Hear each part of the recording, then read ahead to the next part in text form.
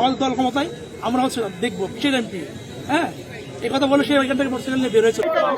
কুষ্টিয়া ৩ আসনের সংসদ সদস্য আমির হামজার ব্যক্তিগত সহকারী এপিএস মোহাম্মদ আবু বক্কর সিদ্দিককে ঘুষি মেরে রক্তাক্ত জখম করার অভিযোগে ৩ জনের বিরুদ্ধে মামলা করা হয়েছে।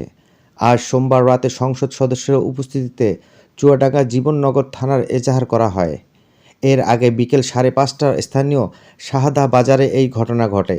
জীবননগর থানা ভারপ্রাপ্ত কর্মকর্তা ওসি সুলাইমান শেখ মামলার বিষয়টি নিশ্চিত করেছেন। এই বিষয়ে প্রয়োজনীয় ব্যবস্থা নেওয়া হচ্ছে বলে জানিয়েছেন তিনি। এজাহারভুক্ত আসামিরা হলেন শাহাদা বাজার এলাকার বাসিন্দা মোস্তাক হোসেন ও তার শ্যালক রিমন হোসেন এবং মাসরুল মুহিব। খোঁজ নিয়ে জানা গেছে, চুয়াডাঙ্গা জীবননগর উপজেলার উতলি ইউনিয়নের সেনের হুদা গ্রামের সংসদ সদস্য আমির হামজার শ্বশুরবাড়ি।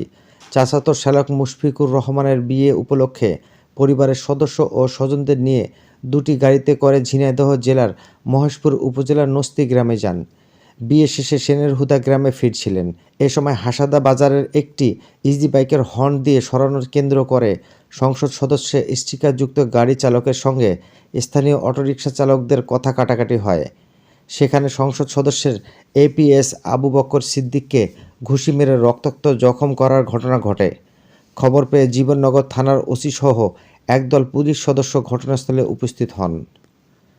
বিষয়টি নিয়ে সংসদ সদস্য আমির হামজার উপস্থিতিতে স্থানীয় লোকজন তাৎক্ষণিক নিষ্পত্তির উদ্যোগে নিলেও তা শেষ পর্যন্ত মামলা পর্যন্ত গড়ায়।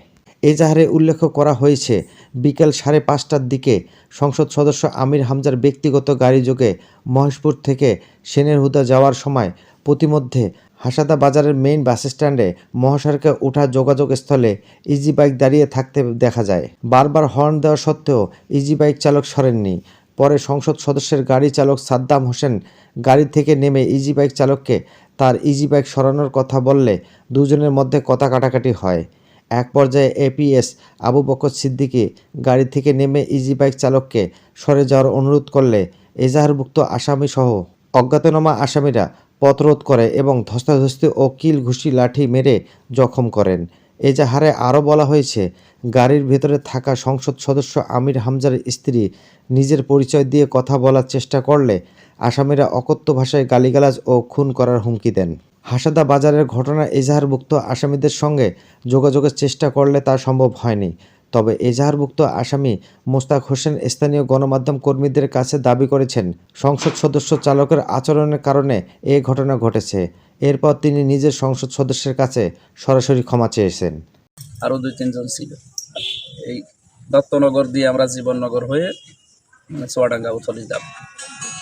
মাঝখানে ওই হাসাদা বাজার পাওয়ার আগে মনে হয় মোড়ে, আমি যতটুকু শুনলাম, আমি ছিলাম না স্পটে, আমি পরে যে শুনলাম ওখানে এক অটোওয়ালা মাঝখানে যাত্রী নামিয়ে কিছু সময় ক্ষেপণ করছিল। ড্রাইভার সাহেব জিজ্ঞাসা করেছে, একটু রাস্তার কোলে যে কাজ করেন? তো সে বলেছে যে ভাই ভুল হয়ে গেছে, মাফ করে দিন, বলে চলে গেছে। এরপরে 3 জনের নাম শুনছি।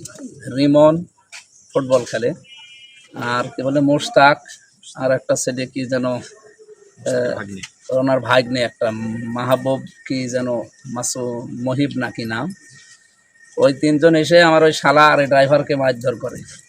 এই প্রথমে ড্রাইভারের উপরে চড়াও হয়, এরে সেভ করতে গিয়ে ওনারও মারে, ওই যে ড্রাইভার সাথে আছে, আর শালাটাকে এই যে এই সমস্ত জায়গাগুলো রক্তাক্ত করে দিয়েছে। পরে হয়তো ওখান থেকে মেডিকেলে যাদের নাম বলছেন ওদের কি রাজনৈতিক কোনো পরিচয় আছে কিনা? আমি পরে 2 জন এসে কথা বলছিল, একজন ওই যে ছেলেটা, বাচ্চা ছেলে যেটা, আর এই মোস্তাক। ওরা রাজনৈতিকভাবে মোস্তাকের ওখানে দোকানদারদের কাছে শুনলাম উনি নাকি আওয়ামী লীগ করতো, এখন যুবলীগের কি পদধারী ছিল। আর ওই ছেলেটা ওনার ভাই না, আর যেটা ওই রিমন ওইটার আমি চিনি না, ওটা ফুটবল খেলে শুনি। এখন এই 3 জনের নামই শুনলাম। রাজনৈতিক পরিচয় আছে কিনা জানি না, সে পরিচয় থাকলেও বা সে জামাত হোক, বিএনপি হোক, আর আওয়ামী লীগ হোক, অন্যায় যে করেছে অন্যায়ের বিচার হওয়া লাগবে। এই জন্যে ওনারা জীবননগর থানাতে অফিসার ছিল সাথে মামলা দিচ্ছে। মামলার পরে আইনি প্রক্রিয়া যা